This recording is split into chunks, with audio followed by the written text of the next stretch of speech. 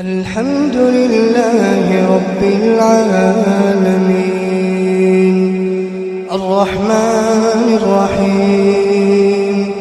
مالك يوم الدين إياك نعبد وإياك نستعين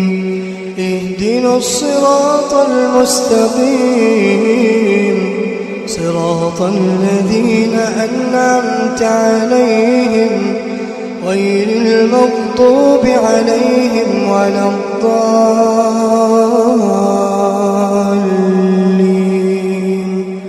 آمين. كنتم خير أمة أخرجت للناس تأمرون بالمعروف وتنهون عن المنكر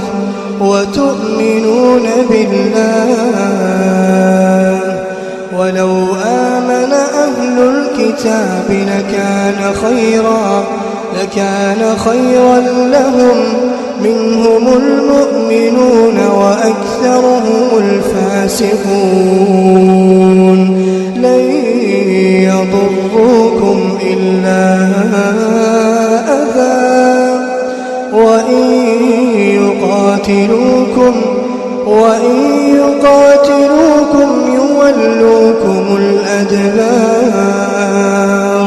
ثم لا ينصرون ضربت عليهم الذلة أينما ثقفوا إلا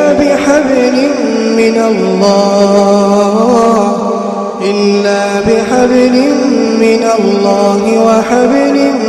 من الناس وباءوا بغضب من الله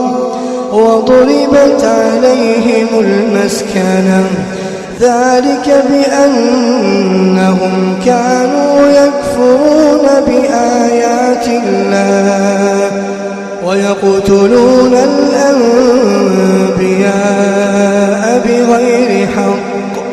ذلك بما عصوا وكانوا يعتدون.